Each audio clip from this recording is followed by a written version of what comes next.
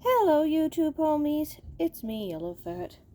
Now, anyone who has played Wahas will not be surprised to learn that I am a collector, and outside of Wahas, probably my biggest collection are my Pokemon cards.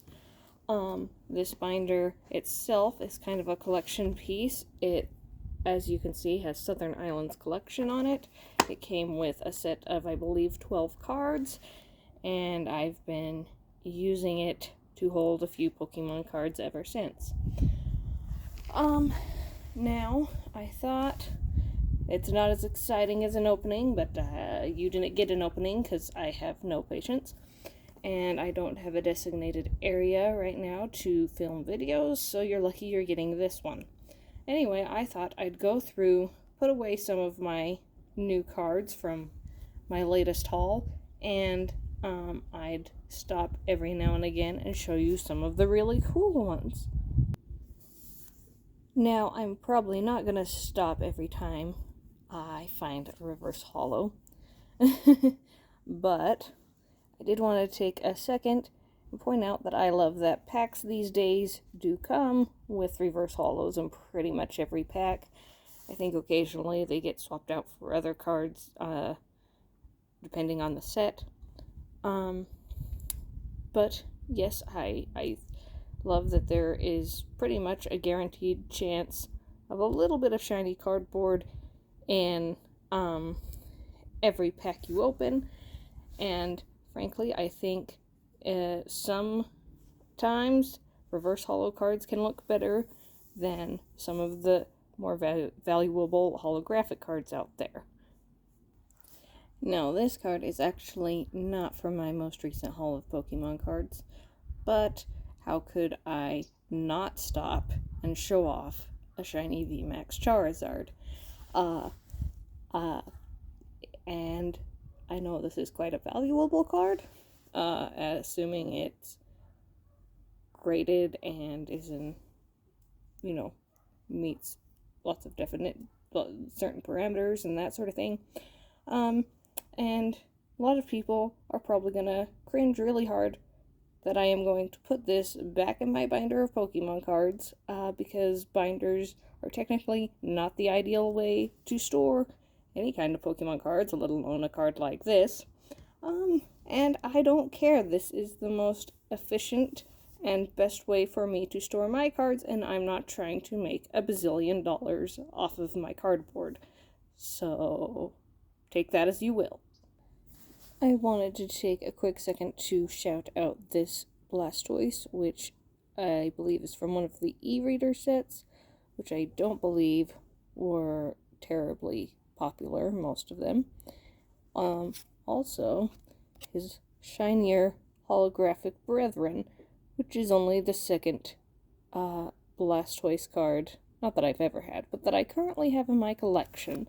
So, shout out to all the Blastoise fans, I guess. Now, at first glance, this Butterfree probably does not look that impressive. However, it's actually, if you take a closer look here, the writing is actually in another language. Because I am a dumb American with no culture, I can't tell you which language, but I do think it's kind of fun to have a few of these cards. Most of mine are just in English.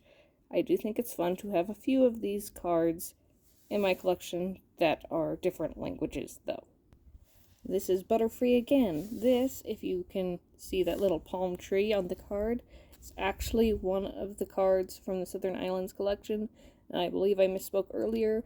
I believe there were 18, not 12 cards in that collection. So, all of my Pidgeot cards are different. This one is, once again, in a foreign language that I cannot identify.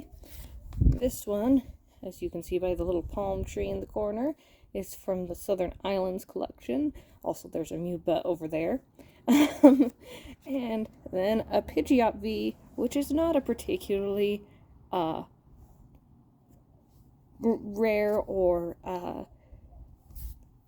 or valuable card, but it is different from the other two in so many ways. And also, I think it's kind of funny that I have 3 Pidgeot cards, and yet somehow only 1 Pidgeotto. Now, I don't believe there are many Raticate fans out there, but for any out there who somehow find this video, you will be pleased to see that Raticate was included in the Southern Islands collection. Now, this Pikachu, I don't know if you can tell, but it's seen, if you can see a couple little dings up in the corner, this Pikachu has seen better days. However, it is also a Black Star promo card. And I don't know how I got it, because I know Black Star promos are usually given out at, like, special events, which I definitely never went to. I do know they can occasionally appear in certain packs or something, though, so maybe that's how that turned up in my card collection. Also, I find even these cute,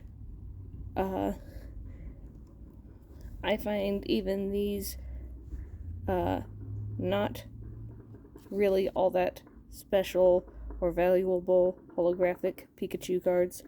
I find them cute. I believe I got these out of a Pokemon Go tin. I believe they were just a couple extra freebie little glittery cards that came with it. This one especially is just kind of funny, carrying that present on his head. So this is probably just me overthinking things again, but every time I see one of these cards that's, in this case, Giovanni's Nidoran male, you know, it could be Misty's Pokemon or Brock's or whoever's, every time I see that, I mean, a card that doesn't have that, you know, just a regular Nidoran male, like, that's just a Nidoran male. It's not, it could be anyone's, it could be a wild one, whatever, but every time I see one specifically listed as Giovanni's Nidoran male, for example, it kind of makes me stop and go, why do I have somebody else's Nidoran male? Again, not sure how many Jigglypuff fans are out there, but for any who may exist, Jigglypuff was included in the Southern Islands collection as well, for some reason, with what looks like a passed-out Weepin' Bell in the background. Okay, so that is all the highlights from this particular binder. It is February. I missed all of January for making videos, but it is February, there's still snow on the ground, and my fingers are quite cold from filming this little video, so I'll probably just end it here and go inside and warm up. I'll see you later, YouTube homies.